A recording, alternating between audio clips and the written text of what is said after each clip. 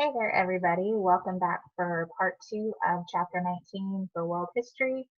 This section is entitled British Colonies Are Granted Independence. So that's what we're going to be looking at today. Let's bring up the slides and dive right back on in. So this section continues on page 424 in your textbook. So jumping on in, some of the colonies that Great Britain had at this time were Canada, Australia, New Zealand, South Africa. So we're going to be looking at those. So with Canada, back in 1774, the Quebec Act had been passed that allowed many of the French Canadians to keep their language, their laws, their custom, their religion. So allowing life to kind of continue as normal. Many of the people in Canada at that point were Protestant, but this allowed many of the French Canadians to continue life as normal. And then moving ahead to 1867, the Parliament passed the British North America Act, and that created the Dominion of Canada and split the country into 4 separate provinces at that point. Those provinces were Quebec, Ontario, Nova Scotia, and New Brunswick. It also allowed a way for new territories to be added at a later date. So Canada was still part of the British Empire, but it had a much greater degree of self-government and a little more independence than what they had had before. All right, moving along here. Let's jump to Australia. So originally Australia was claimed by Captain James Cook for the British. It's a huge continent, nearly as large as the United States, but despite its size, it was really kind of unknown before the 17th century. So the first settlers were mostly convicts from British jails. The jails were overcrowded. They didn't really know what to do with all of these quote unquote criminals or debtors who couldn't pay off all the money that they owed. So they shipped them to Australia to start a new life down there. The discovery of gold on the continent attracted many others to come at a later date. And then their next door neighbor, New Zealand, was inhabited by the native New Zealanders called Maoris. Okay, they had originally been there. In 1907, the New Zealanders became self-governing as part of the British Empire and gained quite a bit of independence, and they are still a self-governing dominion of the British Empire even to this day. All right, moving right along to South Africa. So South Africa at this point was inhabited by many Dutch settlers. They were the first Europeans that had really colonized there and settled there. All the way back in 1652, they kind of set up. So fast forward a few years, and the British had seized the colony and really encouraged a lot of British settlers to come and basically start a new life down there. And so the Dutch colonists, who were called Boers, which in Dutch is farmer, resented all these British coming in and the British rule, trying to tell them what to do. And so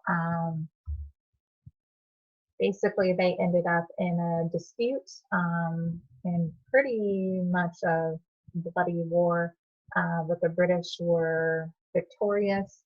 And they were pretty lenient with the Boers, those original Dutch settlers. After that,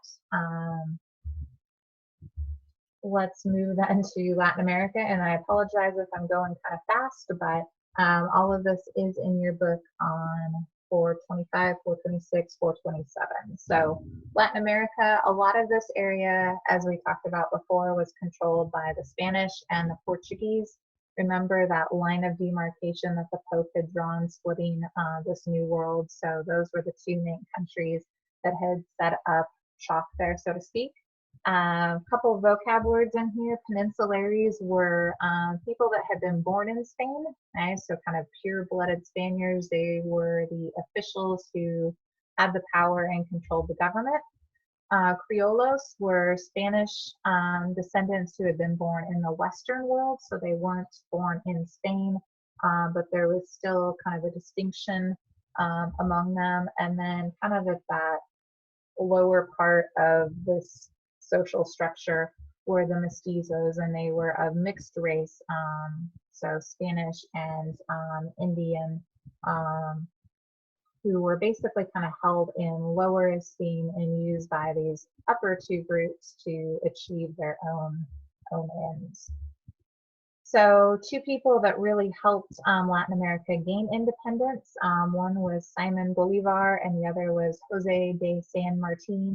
They both fought different wars of liberation, trying to help these people gain their independence from Spain and Portugal. So actually I want to hang on to this for just a second. So Simon Bolivar and Jose San Martin wanted South America free from Spanish control, and they would raise troops to fight. Bolivar got the nickname the Liberator and led the struggle for freedom in the north. His troops crushed the Spanish forces and basically secured independence for countries that are now Colombia, Venezuela, Panama, Ecuador. And then in the south, San Martin, who was backed by Argentina, which had already gained their independence, led an army over the Andes Mountains and freed Chile, Peru, and those countries from the Spanish. So let's wrap up with problems with self-government. Okay, the first problem was a lot of political instability. After gaining independence, a lot of these countries tried to establish a republic, but they didn't have a lot of experience in self-rule. And oftentimes there was somebody who maybe had some military power or who was overly ambitious and kind of became a dictator of the country, and basically kind of putting their own desires ahead of others. There was also a monopoly of land and wealth by a few. Okay? Kind of that upper class still trying to dominate, controlling everything, and a lot of people remained poor and had very little voice in the everyday workings of the government. Okay? There was also powerful influence from the Roman Catholic Church. As the Spanish and Portuguese came to the New World, they had established the church, and it was a pretty important part of culture. I think where maybe the problem part comes in is the church still controlled large amounts of land, and I think a lot of people wanted that land to be able to farm and kind of do their own thing with. So not that the church itself was a problem, just their control of land in those countries. Okay.